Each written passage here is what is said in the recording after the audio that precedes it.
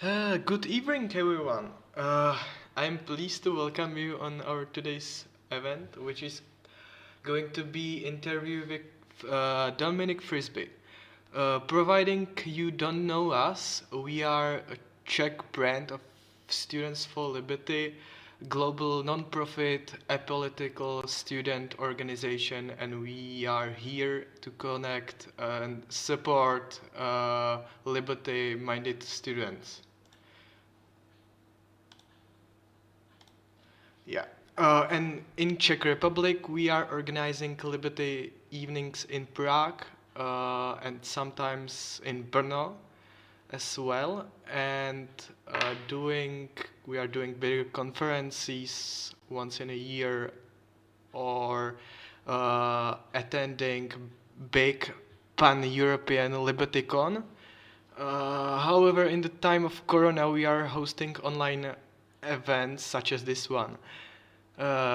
We do this completely free, so we would greatly appreciate some support, whether in fiat or Bitcoin, Litecoin, and for the first time actually, I implemented Lightning. So, uh, and if you have any question on our host, don't hesitate and ask him in the comment section. In the end, I will read them. So, as I said earlier, I'm very... Oh.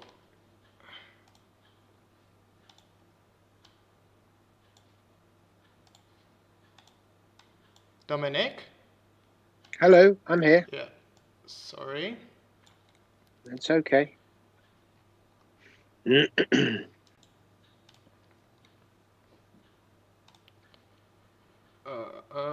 Give me a few seconds.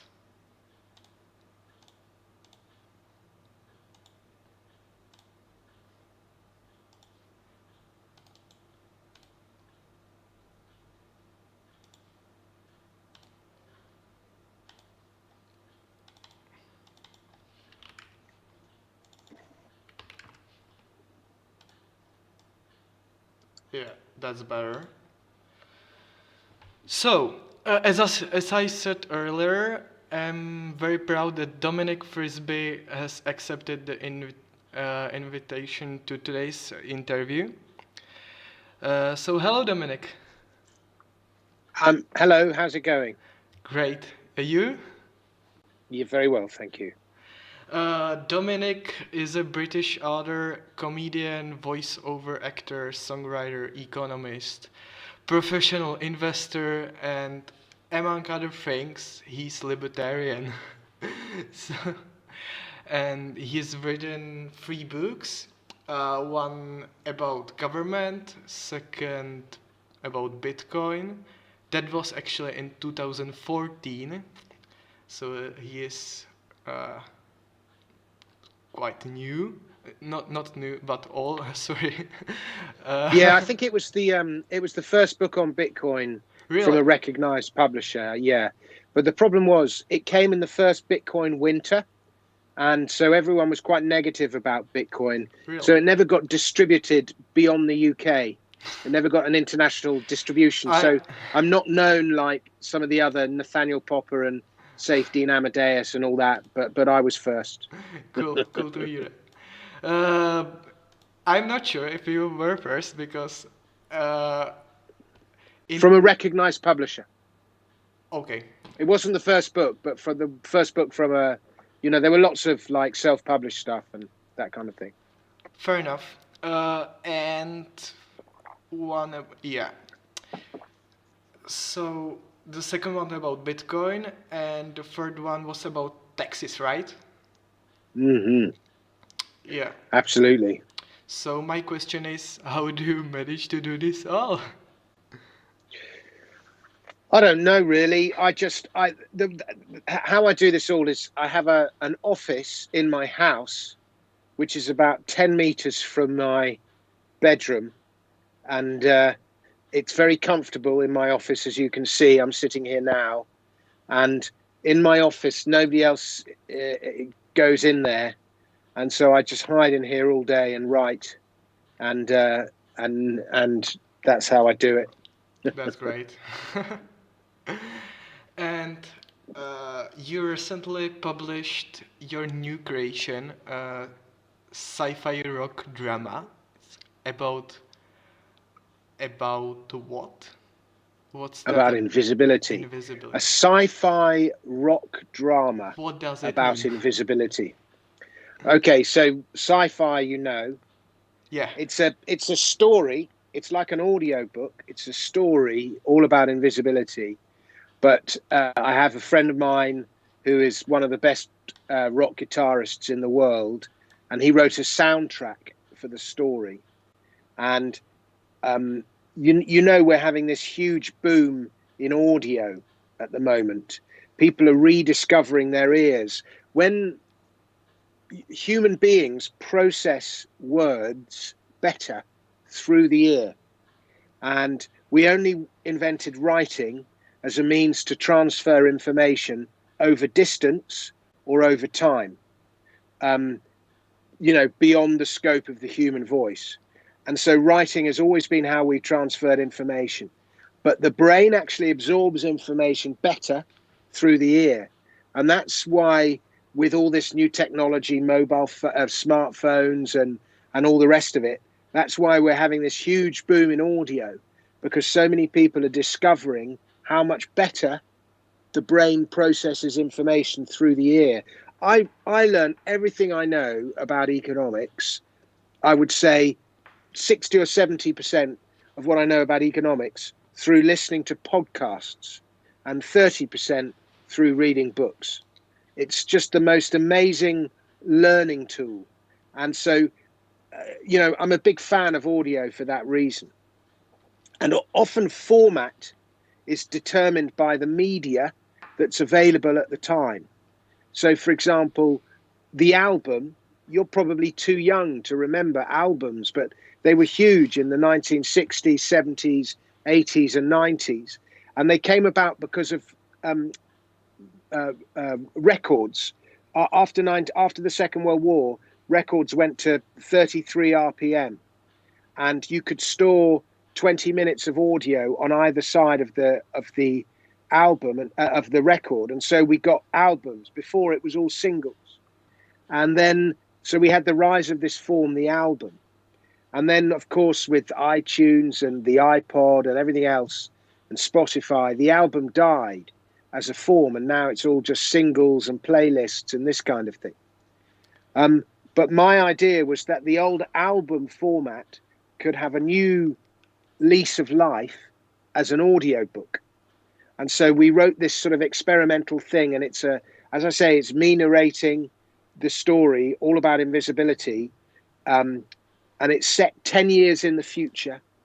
And a police officer discovers these drug dealers have been using coats of invisibility. And he sets out, and they call themselves the Shadowpunks. And they use these coats of invisibility to protect themselves against state and corporate invasion of their privacy. And the whole thing is a metaphor for Bitcoin. And I call them Shadowpunks, the people who invented the coats. I call them Shadowpunks. Obviously, the people who invented Bitcoin were the cypherpunks. But so anyway, let me just finish on this very quickly. And so the idea was that it's the drama all about invisibility. And every time somebody's invisible, you hear a little theme on the guitar. And it's, using these new formats, audio through the ear. And I'm just exploring the form a little bit, but I'm really pleased with it. I think it's really good. And anyone who likes Bitcoin, the whole thing is a metaphor for Bitcoin. So if you're interested in Bitcoin and you like rock guitar and you like sci-fi, the Shadowpunk Revolution is the story for you. Yeah, I can actually play a sample of it. So.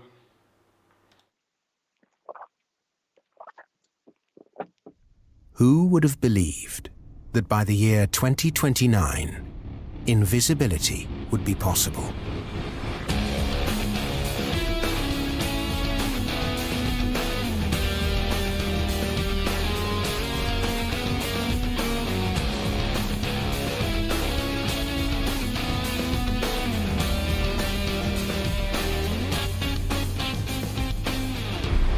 Shadowpunk Revolution, a sci-fi rock drama about invisibility. Out now on Audible and iTunes. Oh my god. I would like to add that your audiobook is unique among others with its fantastic rock background. And well, I'm curious, was the music written precisely on the book? Yeah, That we did it. We did it in at the Edinburgh Festival. We did a show, me and the rock guitarist, and I wrote the story with a friend, and then the rock guitarist wrote the music to the story. Well, as you said, when I listened to it, I fell in love basically with the idea of having such a thing. You know, I value my privacy, so so it would be absolutely invaluable for crypto anarchists and privacy extremists. Yeah. Yeah, but however, wouldn't inventing a cloak of invisibility led to more thefts, kidnapping, terrorism, and so on? Yes, Yeah. for sure. But And you is have it a to good thing? admit, Like, no. so But it also, having guns leads to more gun crime. Having Bitcoin leads to more, trafficking of dangerous substances, child pornography, all sorts of terrible things are facilitated by Bitcoin. And we have to be honest with ourselves. It is not just a force for good. It is also a force for evil. And but the good, in my opinion, outweighs the evil of Bitcoin. But Bitcoin is used for money. It's money. Money is used for good things and it's used for bad things. And Bitcoin has enabled, I know a company on in America, and it's called Chechen Hitmen. what's And that? you can Chechen, somebody from Chechnya, you can hire a hitman, an assassin from Chechnya, to go and kill somebody for you, And and you is pay it him real? in Bitcoin. Is it real? I don't know, Because but you pay him in Bitcoin. yeah, Now, is that a good thing or a bad thing? Now, if it's real, and you're hiring somebody to kill somebody, is that good or bad? If it's fake, and it's being used to steal your money, is that good or bad? Yeah. Either way, it's bad. yeah. And Bitcoin has enabled this. So it isn't, we all know about liberty and freedom from fiat money and all those wonderful things. But the idea that Bitcoin is only good it's not that simple. Well, I would. This is why yeah. invisibility was such a good metaphor. think. We have in Czech Republic, we have a great author called Dominic as well, really? Dominic Strokal, and he had written a book called something about Bitcoin as well, and in 2013, so yeah, it Before me. maybe, but in his newest book, he addresses the problem with, as you said, the terrorism and so on. And he made a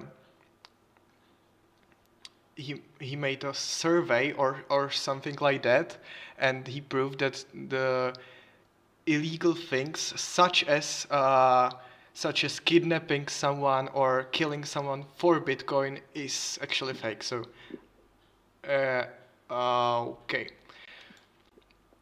I would, yeah. There is one passage in the book that the inventor of the cloak of invisibility, it's called Umbra, says that the invention has to be open source. Why? Yeah, Why? because Bitcoin is open source. And I what was would just copying. so what would happen if, for example, Google obtained patent for cloak of invisibility? Well, the reason he wanted it to be open source is that so that nobody could have the patent. We had this company that was trying. It was basically like the optics company was trying to own the patent, and the inventor said it's too bad if one company owns the patent to something as bad as powerful as invisibility, then it will be misused and corrupted. It has to be open source. That was the idea in the book, same as Bitcoin. I agree. So, could the government regulate? Bitcoin would be terrible. We see when Agree. companies and governments issue their own money, what happens. Yeah. So, definitely. So, could government in any way regulate or prohibit using cloak of invisibility? So Yeah, if they could try. they could. Would it be possible? Well, how do they find you? How do they know you're there? By sound, by Yeah, I guess Yeah. so. You have to wear quiet shoes. another invention. Yeah, I think in the real world, if you invented invisibility cloaks, they would be made illegal straight away. Yeah. And I think that's one of the clever things of Satoshi Nakamoto, is that he invented that currency so quietly, and he just let it spread amongst a few techno people who understood the genius of it, and then a few libertarians and a few entrepreneurs and he just let it spread slowly, and it got so few people understood it, and so few people understood money, and so few people understood the genuine power of something like Bitcoin. By the time it's spread, it's very hard to close it down now. I totally. Do you know what I mean? Yeah. One country can make it illegal. America can close down Coinbase or whatever it is, but Bitcoin will still survive. Even in China, didn't China try to make Bitcoin illegal? And then all the miners are still in China, so they didn't do a very good job. Yeah, another thing. The potential invention could, in my view, change one huge premise of every life, and it is even addressed in the Shadowpunk Revolution, and that's eyes could not be trusted with what is in front of them. I love that question, that sentence. Would that mean any kind of problem in society? Would that mean, sorry? Any kind of problem, any issue? Yeah. Would that make? Yeah, it makes everyone paranoid. It becomes very dangerous. Yeah, I mean, if you can't trust your eyes, Yeah. suddenly the world is very different. Cool. And my last question is, would you buy Cloak of Invisibility? For sure. It depends how much it is. Uh, But if they're $100,000 now, next year they'll be $50,000, and the year after that they'll be $30,000. They'll fall in price very quickly. That's what happens with new technology. It was in your book. It was for 150 pounds, Yeah. which is about 150,000 pounds. Yeah, sorry. Yeah. Yeah. Actually, which is 12.9 Bitcoin. So is 12.9 Bitcoins really worth it for you? Coat. Sorry. I think I would spend 13 Bitcoins on an invisibility coat. Straight away. Yeah, me I think so. Me, I do. Think how powerful it would make you. So I'd walk into the Bank of England and steal 13 gold bars, and I would cover my costs straight away. but you would do a theft, or are you a libertarian? Well, is stealing off the government theft? Good point. Or are you taking back your taxes? Good point. So yeah, you retrieving property that was unfairly taken from you. My next topic is you are actually a comedian and songwriter, right?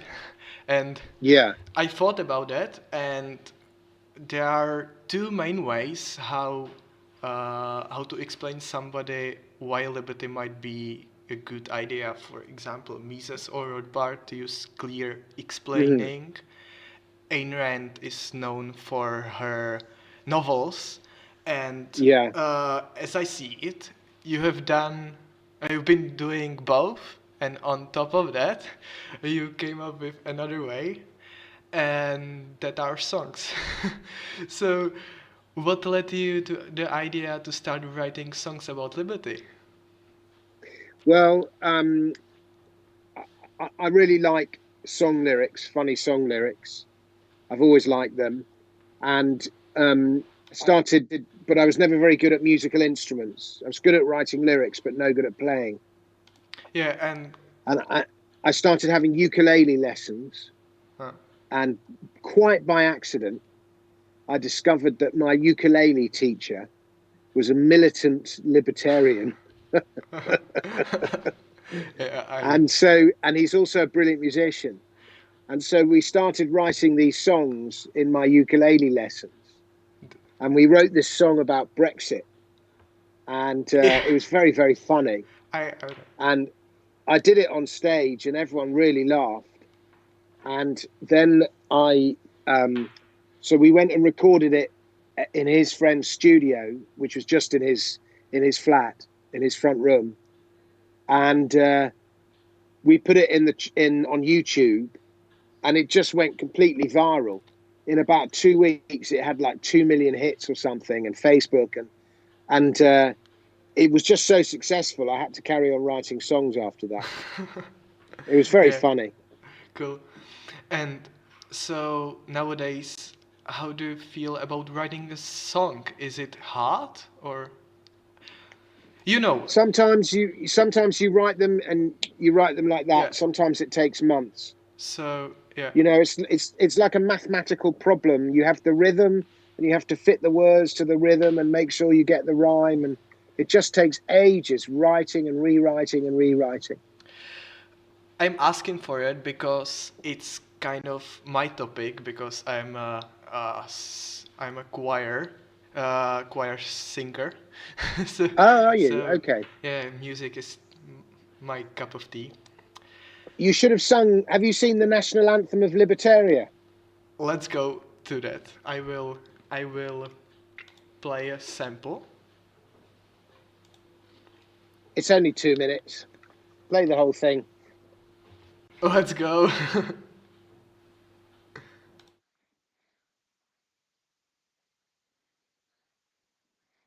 Arise, libertarians, above totalitarians. Our guide is the mighty invisible hand. Reject state controllers, collectors, patrollers. Our choices are better than government plans.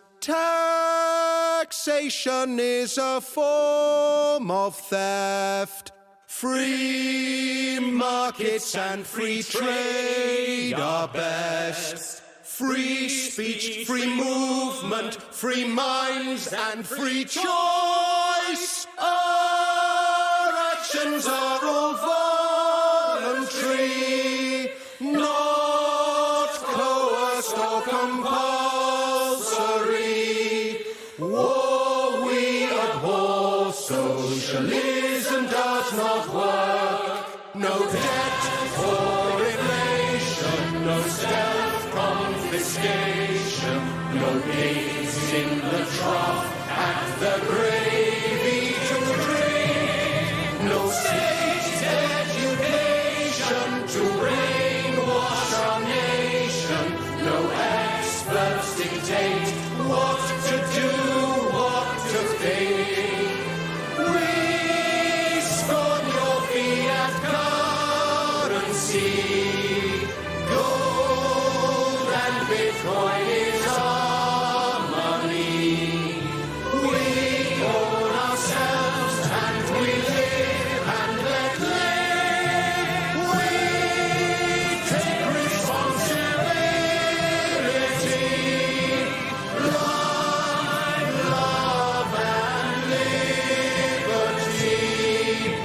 Leave us alone. Let 1,000 flowers bloom.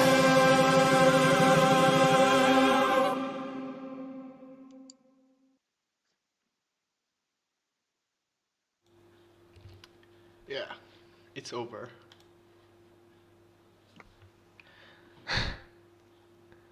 I love it, simply. What is actually what caught my eye is that it's Soviet anthem, however. Yeah. How did it come about? Well, I did a show in Edinburgh, Yeah. At the Edinburgh Festival, called Libertarian Love Songs, and the idea of the show is that everyone who came into the theatre was in Libertaria, and so we had to begin the show by singing the national anthem of Libertaria. So I made the whole audience had to stand up and do the Libertarian salute, which was this. I don't know why, but I made this the Libertarian salute and sing the national anthem. And I had the words on a big screen at the back of the theatre so everyone could see. And I was looking for a really good national anthem to use. And if you Google the best national anthems in the world, actually, apparently the best one is Uruguay. It has more key changes and it's like 5 minutes long. But if I asked you to sing the Uruguay anthem, nobody would know. And I think the second best is like maybe French. And the South African one is very popular. But Russia was about fourth or fifth. And then also it's out of copyright. But the irony of using the Soviet, it was originally composed as the hymn of the Bolshevik Party. So the irony of using that for Libertaria, I thought was very funny. And it's a great song. It's a great piece of music. It really, lifts you up. Yeah, I agree. And your next song I liked is about crony capitalism. Oh yeah. I will same again. Play a sample.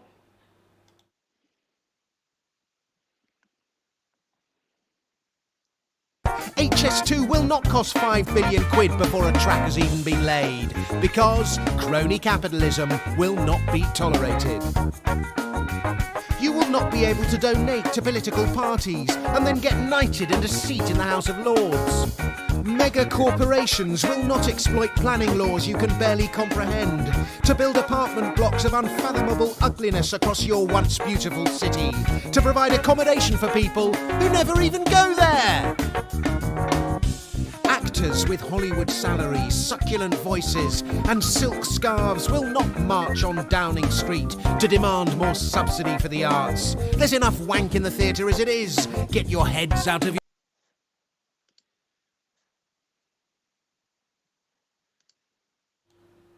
I will stop that here. I stopped that. Dominic doesn't know. I stopped that about get the head out of your. So. Oh yeah. What is my question? Is crony capitalism worse than socialism? Where do you stand on that? The thing about crony capitalism is that, like so many people, what they think is capitalism is actually crony capitalism. And when so many people on the left argue against capitalism, they're actually arguing against crony capitalism. And I think a lot of people on the left, very socialists, are very well intentioned. They have anarchist instincts. A lot of libertarians start out as Marxists, and they have these anarchist instincts, but they think that somehow government is the solution, regulation is the solution, control, laws and everything else is the solution. They don't realize that these are actually the problem. And crony capitalism and all the things they hate are a creation of regulation and laws and all the rest of it. They wouldn't exist in a totally free anarchic society. And so the purpose of that song was to try and educate people about the difference between what is capitalism and what is crony capitalism. And in a way, crony capitalism, like we live in sort of, you can call them neoliberal societies, or you can call it social democracy, whatever you want to call it. But it's really very, very crony capitalist. And in a way, socialism is better because it's more honest about what it is. But probably in real terms, if you look at genuine socialist societies, Soviet Union, Cuba, Nazi Germany, Venezuela, probably the outcomes are better in social democracy. So we have to say that crony capitalist societies are preferable to socialist societies, but they're more dishonest. I would agree, yeah. Actually, no, they're more like, because socialism is, Venezuela, you look at Cuban propaganda or Soviet propaganda, that was so dishonest as well. So, they're all dishonest, but Fair. I don't know. The outcomes are better in crony capitalist societies, put it that way. Yeah. However, the most popular song you have right now is your, I think the first one, Dead Bomb. It's yeah. I love it. And well, 17 million fuck offs. The Brexit song got more hits. Yeah. But I had to take it down because I did a new version. Yeah. And so if you put the two versions together, Brexit has like 2.5 million, but the new version only has about 750,000, something like that. But I've been shadow banned on YouTube.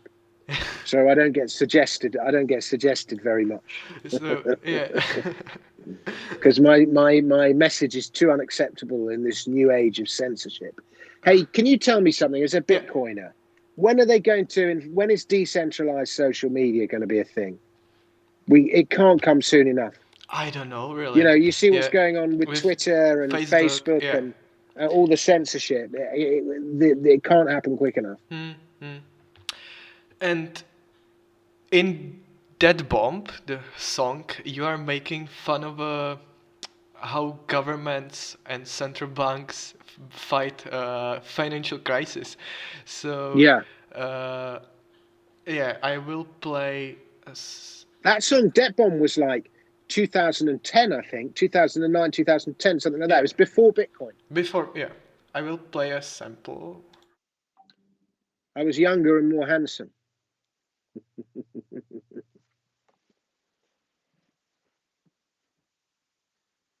Quantitative easing, zero interest rates. Steal from the future, hide the bad mistakes. We gotta keep those asset prices high. Don't matter if the credit's dry. Dead bomb, you're a dead bomb. Try to pay the debt off with inflation. Dead bomb, yeah. You're a dead bomb. Malinvestment, ooh, you turn me on. A boom caused by excess credit will always bust. Yeah. You've then got two choices, decide you must abandon the addiction inflation, the credit lust, or the currency collapses, it just turns to worthless dust. Debt bomb. Yeah.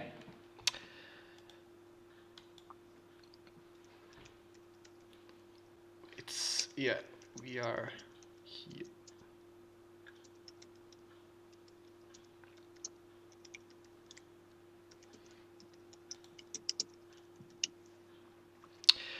Here we are. Yeah, cool. My question is, how is the situation different from your point of view to this year's crisis? Like, This year it's exactly the same, only worse. It's become normalized. You know, why? Why it's Bitcoin, why it's money printing, yeah. you know, modern monetary theory, zero interest rates, quantitative easing. It's just normal now. And it's gonna, I don't understand why it hasn't gone wrong, but it has to go wrong. You can't just print money. You can't. Maybe you can. I don't know. I don't understand it. I don't understand why. I think it only hasn't imploded because everyone uses the currency. Yeah. But suddenly, you know, I don't know who goes first. Japan, UK, EC, European, the euro, the US dollar. It's You know, all I about doubt belief, it'll be yeah. the Australia or Canada, but some big country, maybe Sweden, you know, some big country is going to go. Yeah. And once when one goes, the others will go pretty quickly. I think more people have to have a stake in non-government money before it all goes, because all the Bitcoiners and the you know, more people have to know about that there's an alternative. Like anyone who's invested in Bitcoin wants fiat money to collapse because they know how much money they'll make out of it. So yeah, but it will be very ugly when it does. Yeah. That's why we are in Bitcoin, right? Sure, exactly. So are you actually, I found that you are a director or something in company called Cypherpunk Holdings. Cypherpunk Holdings. What's that? Why Cypherpunk Yeah, Holdings? I resigned earlier this year, but I was director. It's a very good company. It invests in privacy technology. It's listed in Canada as a public company, and we bought shares in Wasabi Wallet and Samurai Wallet, and it owns about probably maybe 250 Bitcoin, something like that. It's a good company, but it's got its problems. But we set it up. That was when I was very interested in privacy, but I've resigned now from that. All right. I just didn't have the time. Yeah. Money was nice, but and okay, so have everyone, yeah, let's give a I've just realised I've got this box in front of my picture of the Shadowpunk Revolution. Hang on a sec. okay. Carry on talking. I'm listening. No, people in chat ask Dominic any question. We have like 15 minutes, so it's your time now. So everyone, good. Yeah.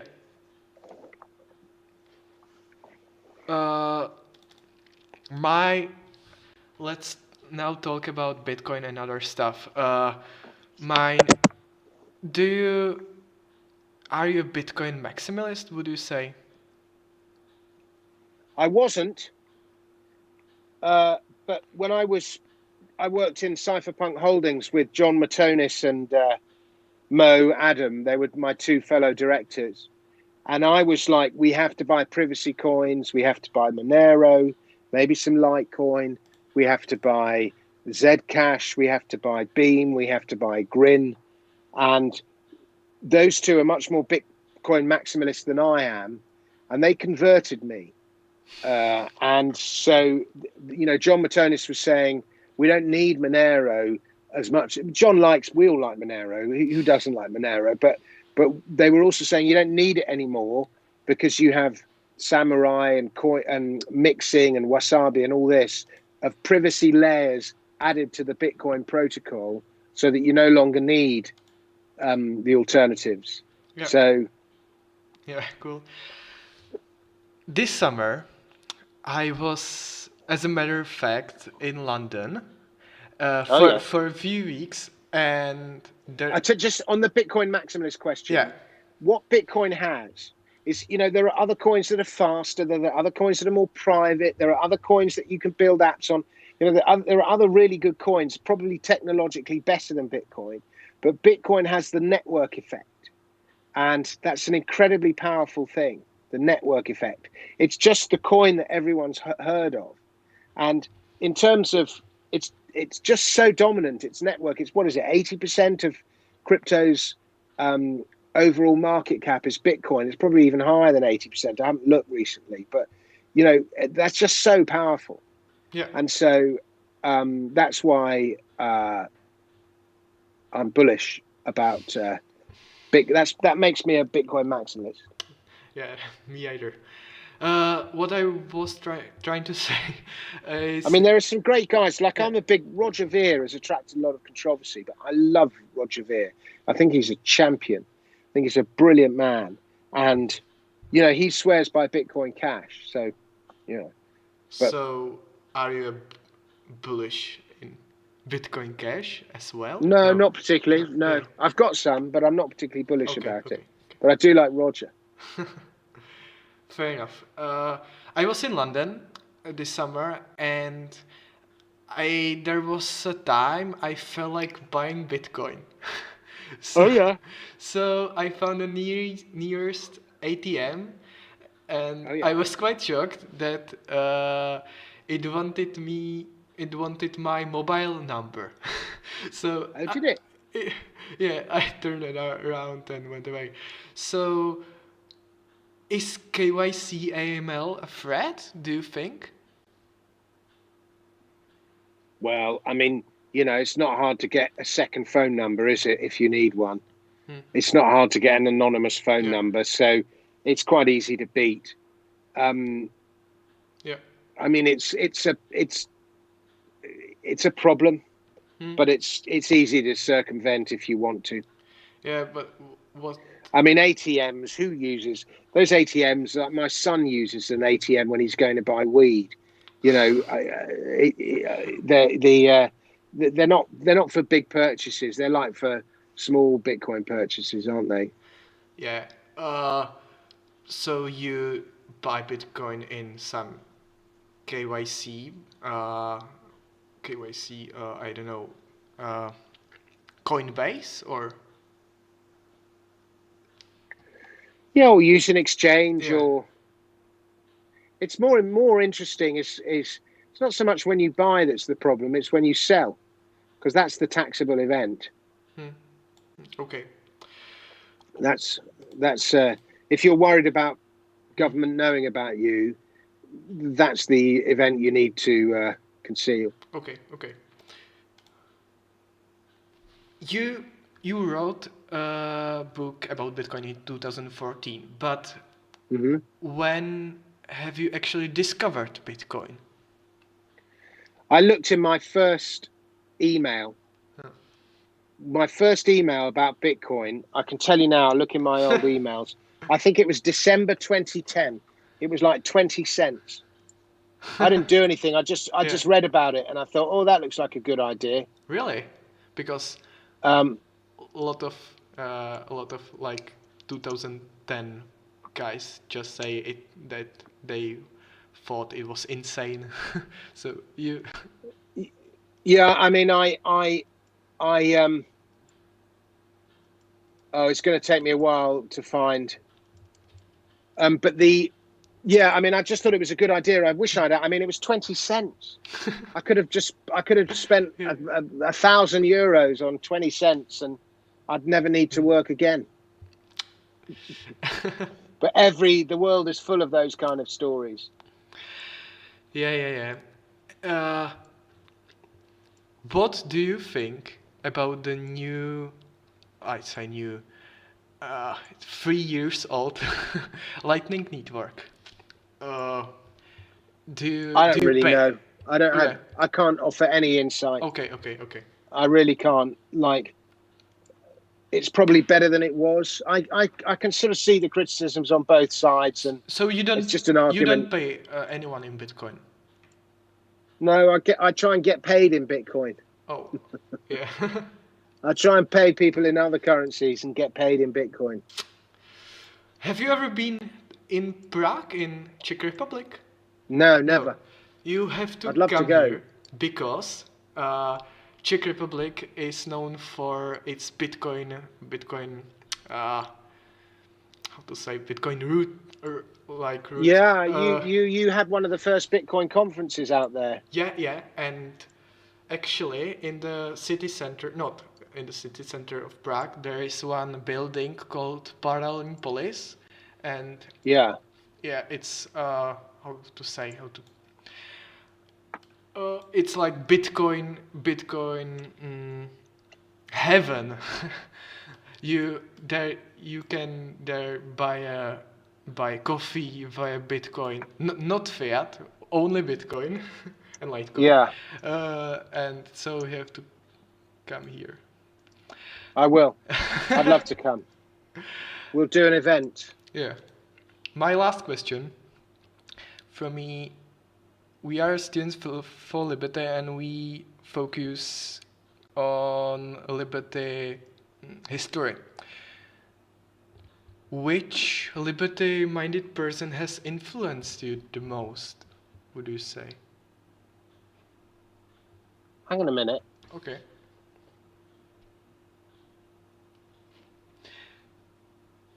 $2009. That's not possible. Wow. That's the email? Yeah, I've got an email from 2009. No way. 8th of September 2009. 8th of... That's not possible. That's just not possible.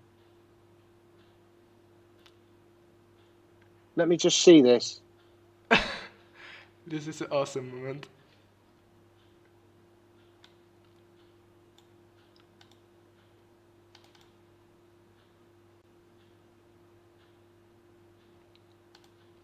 Yeah. I don't know. I can't. Anyway, that's what it says. Thank you for your comments. I will read them out. Yeah. There are... Let's get back to my question then.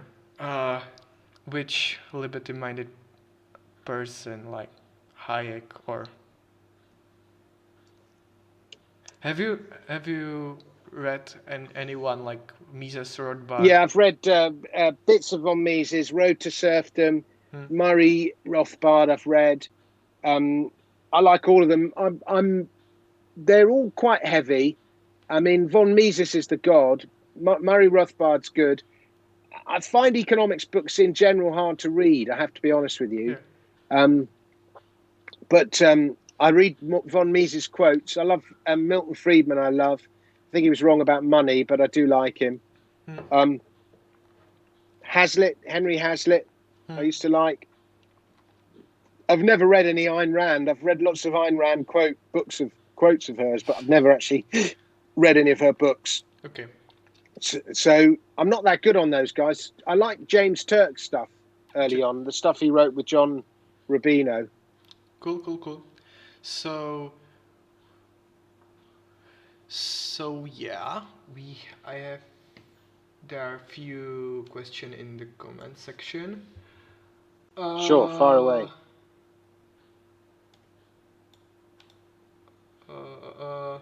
Are you planning to write any song about current COVID situation? You did, right? I wrote one. One. It's maybe the fear is worse than the disease. I wrote, it was one verse of a bigger song. But I haven't really thought of one. If I think of one, I'll write another one. I haven't had any ideas recently. But you wrote Lockdown Blues, is it called? Oh yeah, so yeah. it's- That was about Lockdown Blues. I wrote that was about the situation more than about Yeah. specifically about the virus. I've got my new album is coming out quite soon, so I'm excited about that. There is another question. Vojta Soukup asks, what is your opinion on price of Bitcoin during upcoming economic crisis? Will it gain enough trust from people as a store of value, or will just everyone get rid of it? I'm bullish. I'm bullish. Yeah. It's very To the moon. volatile. It'll go up 5 times and it'll fall 80%. That kind of thing. Yeah. It's what it does. But I'm bullish. There is another comment. You can, All roads lead to Bitcoin yeah, and gold. Are you bullish? and on gold. Yeah, and The if problem and if- with gold is that, like, you know, gold was 1900 in 20. I love gold. I like gold more than Bitcoin, to be honest. But I've got It's the gold same, in. It's the same, exactly. But in gold was 1900 in 2011. Bitcoin was less than $1 in 2011. Now Bitcoin's $15,000. So you've made 15,000 times your money. Gold is the same price now as it was in 2011. Yeah, I understand. So there was a comment about, yeah, as we were talking about if Umbra is a good thing or bad thing.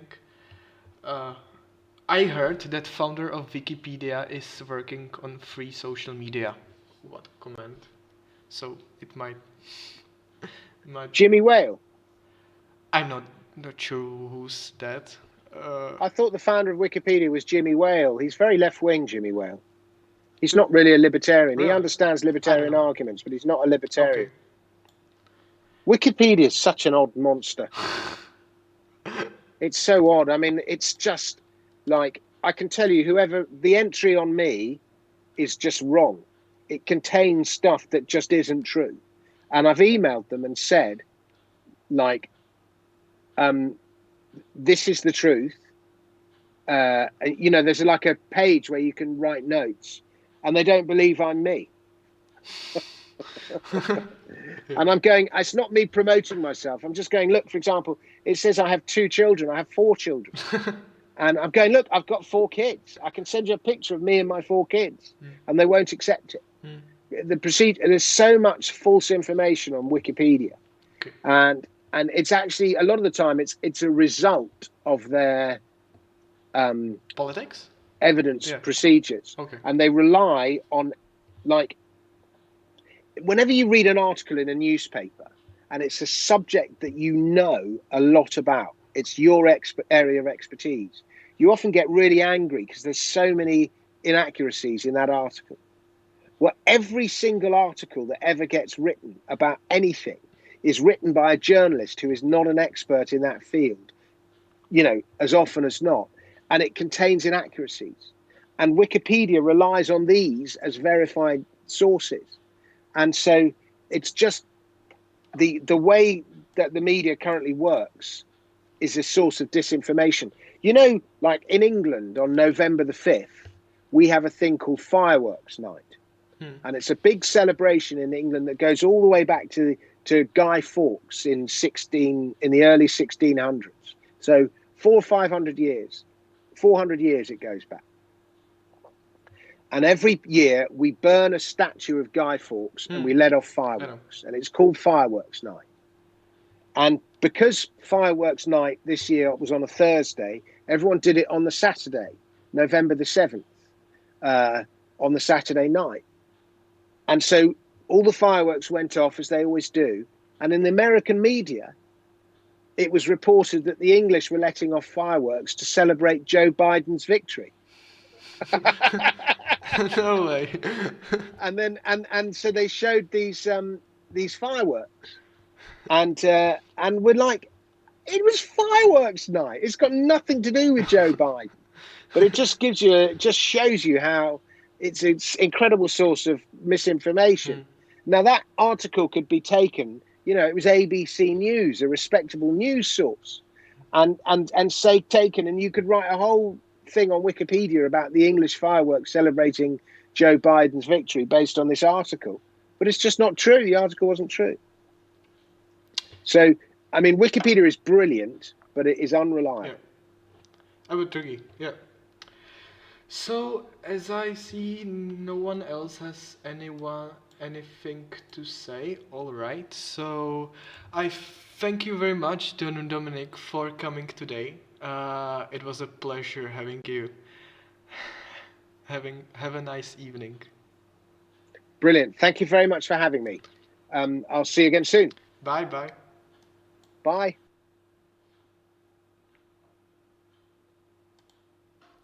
So, and thank you. Yeah. Thank you very much for watching today's interview. If you had a good time, please consider supporting us via links here that are here, or in the description below. And so see you soon. And for the Czech listeners,